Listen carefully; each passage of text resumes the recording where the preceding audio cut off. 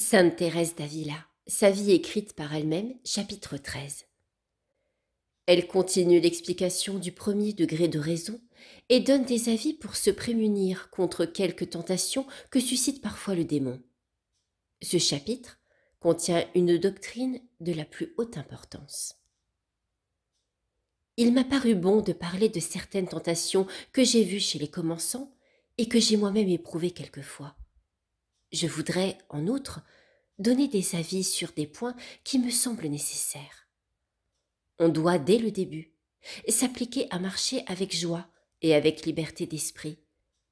Il y a des âmes qui s'imaginent que la dévotion va s'en aller, si elles s'oublient elles-mêmes tant soit peu. Il est bon de marcher dans la crainte de soi pour ne pas s'exposer, ni de près ni de loin, aux occasions où l'on a coutume d'offenser Dieu. Ce point est très nécessaire tant qu'on ne sera pas profondément enraciné dans la vertu. Bien peu le sont assez pour se dispenser de vigilance dans les occasions qui favorisent la pente de la nature. D'ailleurs, tant que nous sommes sur la terre, nous devons, même par humilité, bien reconnaître quelle est notre faiblesse. Mais il y a beaucoup de circonstances où, comme je l'ai dit, on peut se recréer, afin même de revenir avec de nouvelles forces à l'oraison. En toute chose, la prudence est nécessaire. Il faut en outre s'animer d'une grande confiance, car il nous est très dangereux de ne point ralentir nos désirs. Nous devons attendre de la bonté de Dieu que nos efforts nous amèneront. Je ne dis pas de suite, mais au moins peu à peu, là où beaucoup de saints sont arrivés avec sa grâce. S'ils n'avaient jamais conçu de tels désirs et ne les avaient mis peu à peu à exécution, ils ne seraient point parvenus à un si haut état. Sa Majesté recherche et aime les âmes généreuses, pourvu qu'elles soient humbles et ne mettent aucune confiance en elles-mêmes. Je n'en ai jamais vu une seule s'arrêter dans les bas sentiers de la vie spirituelle. Je n'ai jamais vu non plus une âme pusillanime qui se cache sous le manteau de l'humilité, faire au bout de longues années autant de chemin que les autres en très peu de temps. Pour moi, je suis étonnée quand je vois combien il importe, dans ce chemin de l'oraison, de s'animer à accomplir de grandes choses. À coup sûr, l'âme n'a pas beaucoup de force au début, semblable au petit oiseau qui n'a pas toutes ses plumes. Elle se fatigue et s'arrête. Mais si elle donne un coup d'aile, elle monte très haut. Il fut un temps où il m'arrivait souvent de méditer sur cette parole de saint Paul. On peut tout en Dieu. Et j'étais bien persuadée que je ne pouvais rien par moi-même. Cette considération me profita beaucoup, ainsi que cette parole de saint Augustin. Donnez-moi, Seigneur, ce que vous me commandez, et commandez-moi ce que vous voudrez. Je m'entretenais en outre très souvent de cette pensée que saint Pierre n'avait rien perdu en se jetant à la mer, malgré la crainte qui s'empara ensuite de lui. Ces résolutions des débuts ont une grande valeur, bien que dans ce premier degré de raison, il faille plutôt agir avec modération, se conformer à la prudence et suivre les avis du directeur. Mais nous devons veiller à ne pas en choisir un qui nous enseigne à imiter le crapaud, ou qui est satisfait lorsqu'il a montré comment il faut faire la chasse aux lézards.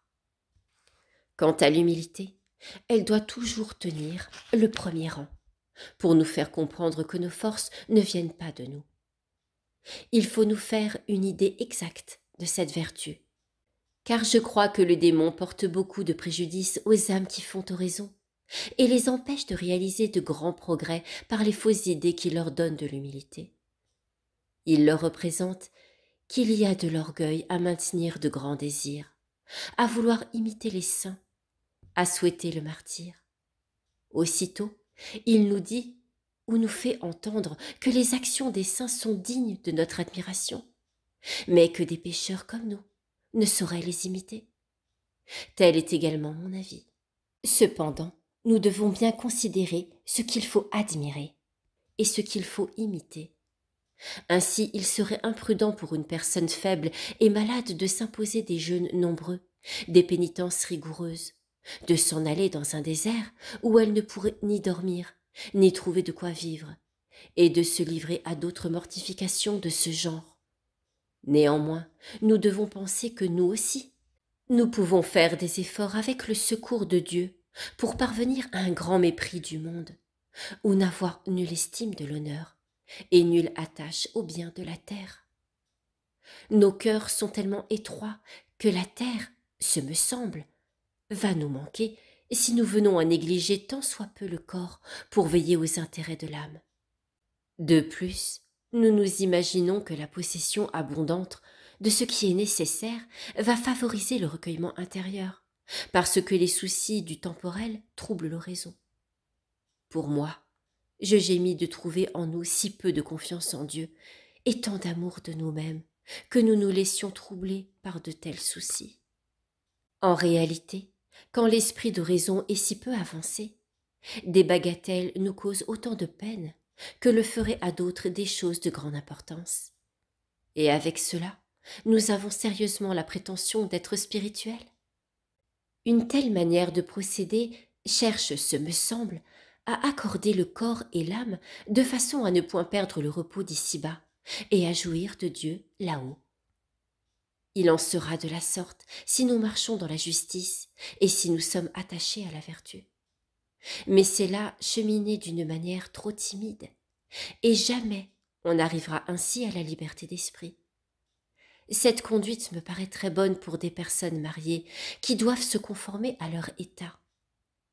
Mais pour un autre état de vie, je ne souhaite nullement une telle méthode pour avancer. On ne me fera jamais croire qu'elle est bonne. J'en ai fait l'expérience, et je l'aurais toujours suivie si le Seigneur, dans sa bonté, ne m'avait enseigné une autre voie plus courte.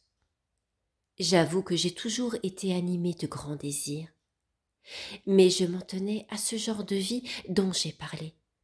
Je faisais oraison, et je vivais selon mon plaisir. Oui, j'en suis persuadée. Si j'avais eu quelqu'un pour m'aider à voler, je me serais appliquée à réaliser ces grands désirs. Mais, à cause de mes péchés, ils sont rares et si peu nombreux, ceux qui n'ont pas sur ce point une trop grande prudence. C'est là, à mon avis, une cause suffisante pour empêcher les commençants d'arriver plus tôt à une haute perfection. Jamais, en effet, le Seigneur ne nous manque, et il ne tient pas à lui que nous fassions de tels progrès.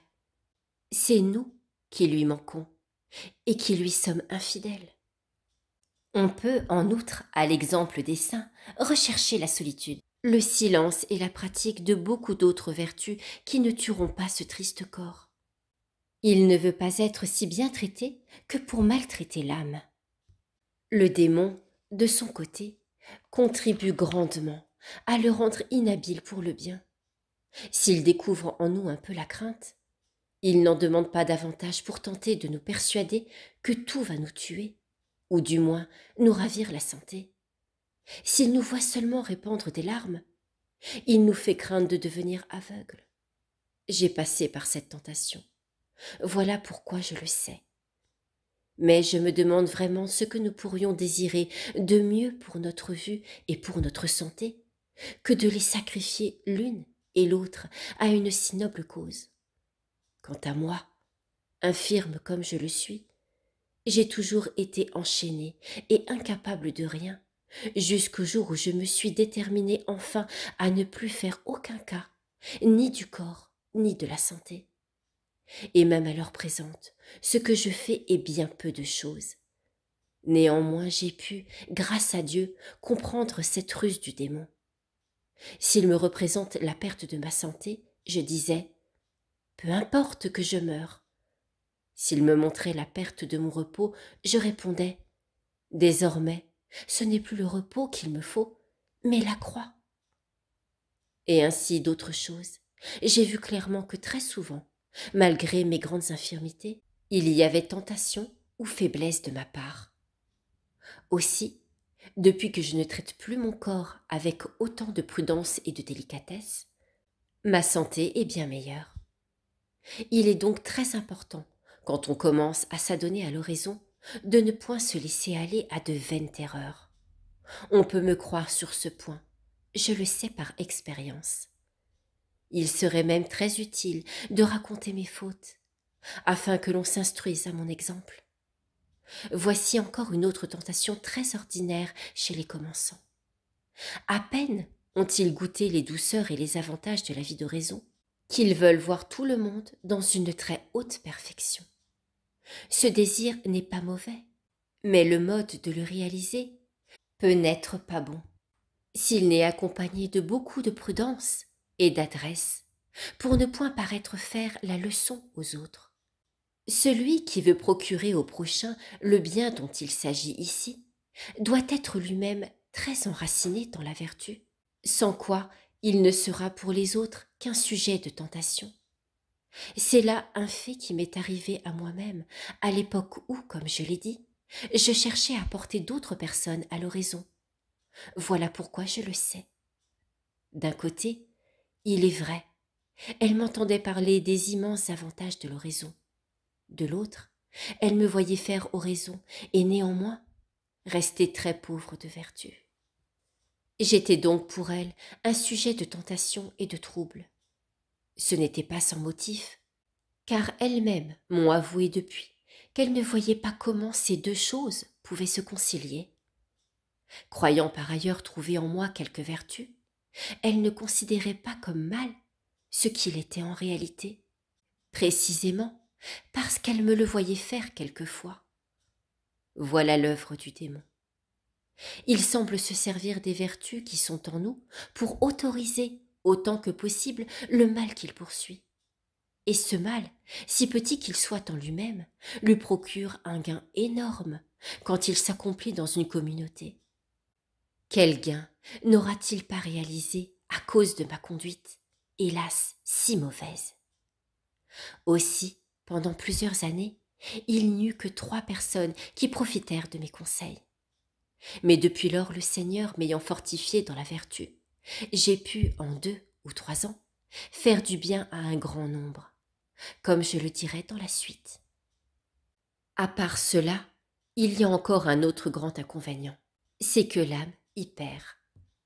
Au début, elle doit veiller surtout à ne prendre soin que de sa perfection, et à vivre comme s'il n'y avait sur la terre que Dieu et elle. Cette pratique lui sera de la plus grande utilité. Voici une autre tentation, cachée comme les précédentes sous le zèle de la vertu. Aussi est-il nécessaire de se bien surveiller et de marcher avec prudence. Nous nous affligeons des péchés et des fautes du prochain. Le démon nous persuade que cette affliction vient uniquement du désir que Dieu ne soit pas offensé, et notre douleur des atteintes à sa gloire. Aussitôt, nous voudrions y porter remède. La préoccupation nous envahit si bien qu'elle nous empêche de faire oraison. Et le plus grand dommage, c'est que tout cela nous paraît vertu, perfection et grand zèle pour Dieu. Je ne parle pas de la douleur que nous éprouvons à la vue des fautes publiques qui seraient passées en coutume dans une congrégation, ni des ravages que les hérésies, comme nous le voyons, causent dans l'Église par la perte de tant d'âmes.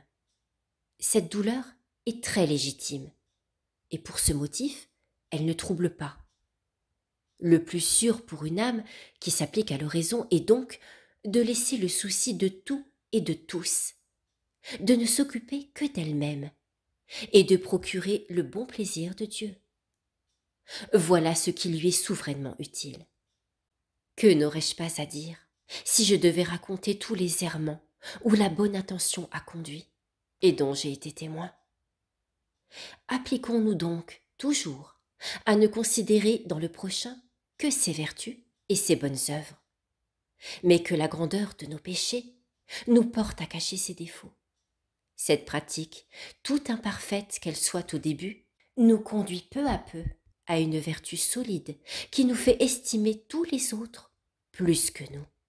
C'est par là que l'âme commence à réaliser des progrès avec le secours de Dieu. Ce secours, d'ailleurs, est toujours nécessaire. Sans lui, toutes nos diligences sont vaines. Aussi devons-nous supplier le Seigneur de nous accorder cette vertu. Mais faisons de généreux efforts. Il ne se refuse à personne. Voici encore un avis que je recommande à ceux qui discourent beaucoup à l'aide de l'entendement et qui savent déduire d'un sujet un grand nombre de pensées et de réflexions. Quant à ceux qui n'ont pas ce moyen, et c'était mon cas, je leur conseille seulement de se tenir dans la patience jusqu'à ce que Dieu leur donne de quoi s'occuper et leur communique sa lumière. Ils peuvent si peu de choses par eux-mêmes que leur entendement leur est plutôt un obstacle qu'un secours. Revenant donc à ceux qui se servent du discours, je leur recommande de ne pas l'employer tout le temps de l'oraison. Comme cet exercice est très méritoire et plein de délices, il leur semble qu'il ne doit y avoir pour eux ni dimanche, ni un seul instant exempt de travail, sans quoi ils s'imaginent aussitôt qu'ils perdent leur temps. Pour moi, je regarde cette perte de temps comme un gain très précieux. Qu'ils se tiennent donc, ainsi que je l'ai dit, en présence de notre Seigneur, sans fatiguer leur entendement, qu'ils lui parlent et mettent leur joie à se trouver avec lui, qu'ils ne se préoccupent point de composer des discours, mais lui exposent simplement les nécessités de leur âme et les motifs qu'il aurait de ne pas les souffrir devant lui. On doit s'appliquer tantôt à l'une, tantôt à l'autre de ces considérations, pour ne point fatiguer l'âme en lui donnant toujours la même nourriture. Ces aliments sont pleins de saveurs et très utiles. Quand on s'y habitue, on y prend goût, et on y puise cette forte substance qui donne la vie à l'âme et lui procure les plus précieux avantages. Je veux m'expliquer plus clairement, car tout ce qui concerne l'oraison est difficile, et l'on a beaucoup de peine à le comprendre sans le secours d'un maître. Mon désir serait d'être brève. L'excellent esprit de celui qui m'a commandé d'écrire m'autoriserait à effleurer seulement ces choses d'oraison. Mais mon peu d'intelligence ne me permet pas de dire et de faire comprendre en peu de mots une chose qu'il est si important d'exposer avec la plus grande clarté. Après avoir passé par tant d'angoisses, je suis touchée de compassion pour les commençants dont les livres sont l'unique secours. On est étonné quand on voit combien la lumière qu'on y puise diffère de celle que donne l'expérience. Je reviens à ce que je disais. Nous méditons, je suppose, un mystère de la Passion. Par exemple, celui qui nous représente notre Seigneur à la colonne.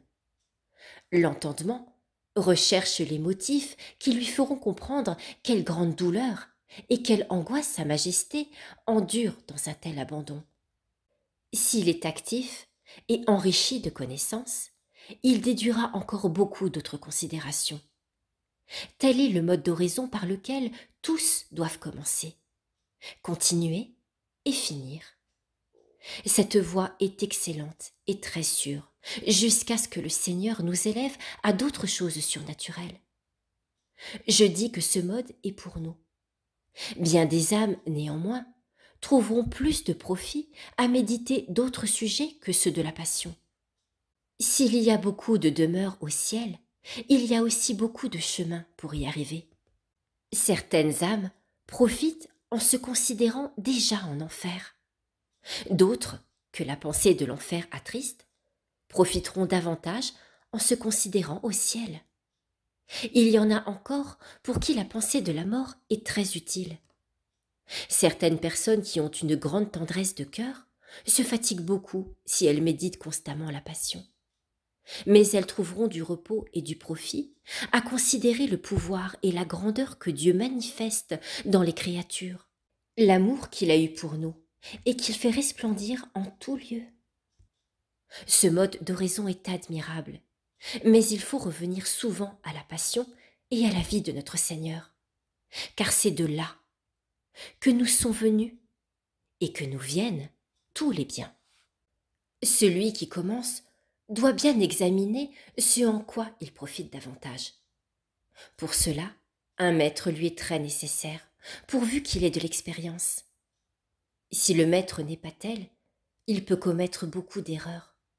Il conduira l'âme sans la comprendre et sans lui permettre de se comprendre elle-même. Et cette âme, connaissant les grands mérites qu'il y a à obéir au directeur, n'osera pas sortir de la voie qui lui est prescrite. J'ai rencontré de ces âmes qui étaient dans le trouble et l'affliction à cause de l'inexpérience du directeur. Elles me faisaient pitié. J'en ai vu une en particulier qui ne savait plus que devenir.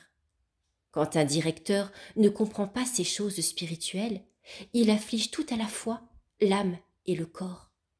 Il arrête tout progrès.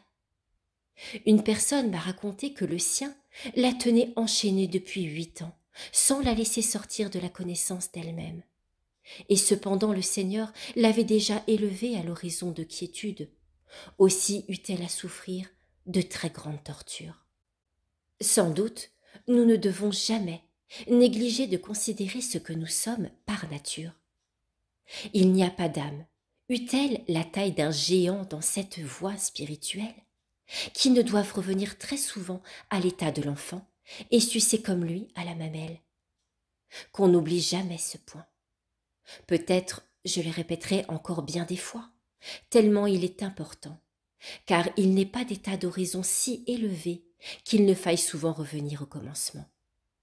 Mais la considération de nos péchés et la connaissance de nous-mêmes est le pain avec lequel il faut, dans cette voie de l'horizon, prendre tous les autres mets, si délicats qu'ils soient. Sans lui, l'âme ne pourrait se soutenir.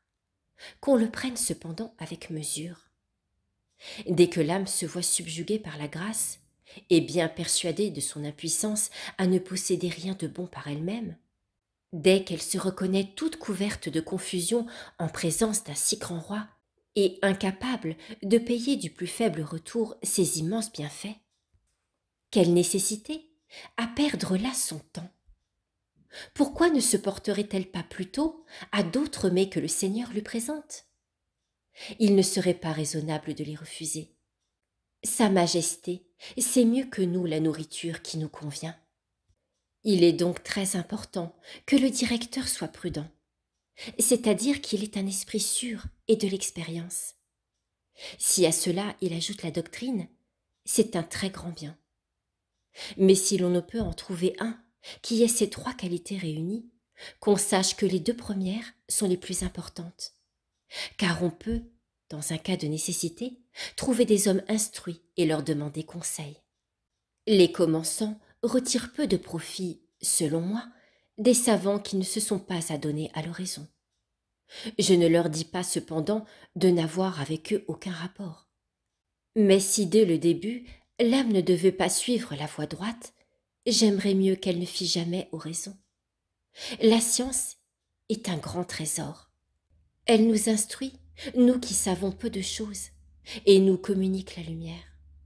Avec elle, nous arrivons à connaître les vérités de la Sainte Écriture et par suite à nous acquitter de nos devoirs. Quant aux dévotions sottes, que Dieu nous en préserve. Je veux m'expliquer plus clairement, car je me mêle à ce que je vois de beaucoup de choses. D'ailleurs, ainsi que je le dis, j'ai toujours eu ce défaut de ne pouvoir me faire comprendre qu'avec beaucoup de paroles. Voici une religieuse qui commence à s'adonner à l'horizon. Son directeur est un homme simple, et il a la fantaisie de la porter à croire qu'il vaut mieux lui obéir qu'à son supérieur. Il n'y mettra aucune malice, il croira même agir sagement. Et s'il n'est pas religieux, il sera persuadé qu'il doit en être ainsi.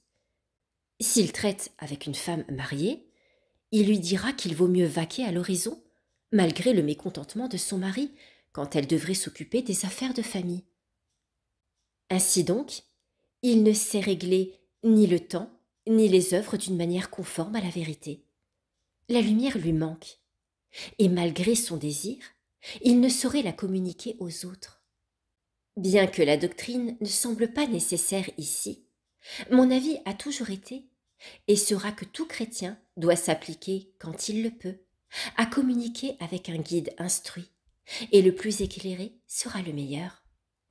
Celui qui suit la voie de l'oraison en a plus besoin que tout autre, et plus on est avancé dans la spiritualité, plus il faut y avoir recours. Qu'on ne se fasse donc point illusion en disant que les hommes instruits qui ne pratiquent pas l'oraison ne savent pas être utiles à ceux qui s'y adonnent. J'en ai connu un grand nombre. Depuis plusieurs années, je les ai recherchés davantage, vu le besoin que j'avais de leur lumière. D'ailleurs, je les ai toujours aimés. Quelques-uns, il est vrai, ne possèdent pas la connaissance expérimentale des voies de l'oraison. Mais ils n'ont pas en aversion l'esprit d'oraison. Ils ne l'ignorent point. L'étude de la Sainte Écriture à laquelle ils ne cessent de se livrer leur fait découvrir la vérité du bon esprit.